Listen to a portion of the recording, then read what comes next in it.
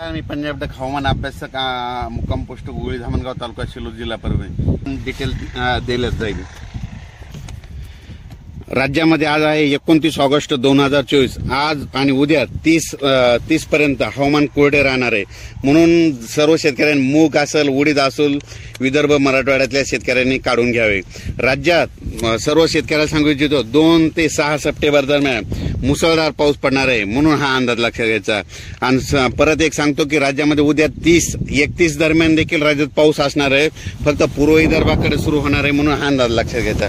पण राज्यात सांगायचं झालं तर आपण तुम्हाला एक माहिती असं म्हणून सांगतो की उत्तर महाराष्ट्रामध्ये खूप पाऊस पडला आणि शेतकऱ्याचं खूप अतोनात नुकसान झालं, काहींचा फायदा झाला। पण त्या उत्तर महाराष्ट्रातल्या सर्व शेतकऱ्याला सांगतो की तुम्ही आज 29, 30 आणि 31 दरम्यान तुमच्या काही भागामध्ये सूर्यदर्शन दुपारनंतर 3:30च्या नंतर पाऊस देखील येईल, म्हणून हा अंदाज लक्षात घ्यायचा। पण उत्तर महाराष्ट्रातल्या सर्व शेतकऱ्याला सांगू इच्छितो की तुम्ही 2 तारखेच्या आत तुमच्याकडे ऊस असेल किंवा कांदा असेल, कांद्याची रोपं असेल, तर तुम्ही या 30, 31 आणि 1 तारखेपर्यंत तुमच्या भागात हवामान कोरडं राहणार आहे। उत्तर महाराष्ट्रामध्ये म्हणजे नंदुरबार, धुळे, जळगाव, नाशिक या भागामध्ये कोरडं राहणार आहे, म्हणून तुम्ही तुमचे ऊसाला खत वगैरे टाकायचं तर टाकून घ्या। पण तुमच्या उत्तर महाराष्ट्रामध्ये 2 तारखेपासून ते 5 तारखेपर्यंत जसा आता मागा पाऊस पडला तसा जोराचा पाऊस पडणार आहे।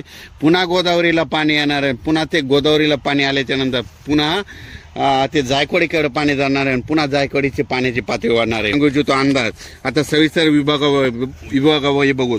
पूर्व विदर्भ उद्या 30 आणि 31 तारखेला पूर्व विदर्भात देखील थोड्या प्रमाणात म्हणजे भाग बदलत पाऊस सुरू होणार आहे, म्हणून हा अंदाज लक्षात घ्यायचा। पण पूर्व विदर्भात मध्ये 1 तारखेपासून 4 तारखेपर्यंत जोरदार पाऊस पडणार आहे, वडे नाले पडणार आहे आणि विशेष म्हणजे सिद्धेश्वर धरण, येलदरी धरण आणि त्याच्यामुळे विदर्भातली छोटी छोटी धरणं त्याच्यात पाणी येणारा असा पाऊस पडणार आहे। म्हणजे 2 तारखेचे 4 दरम्यान हे विदर्भ पूर्व विदर्भातल्या शेतकऱ्यांनी हा अंदाज लक्षात घ्यायचा।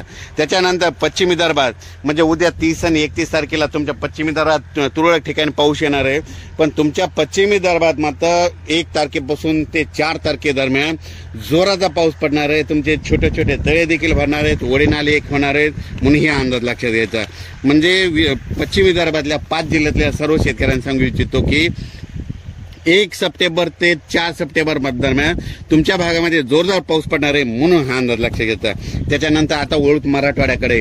मराठवाड्यामध्ये काय झालं, काल मी जालनामध्ये रोहिलाकडे या ठिकाणी गेल्याच्या नंतर तिथं काय झालं, पाऊसच पडला नाही।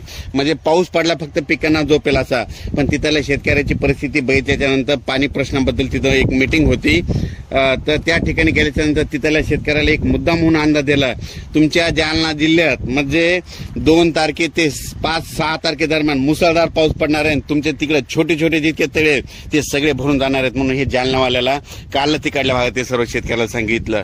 आणि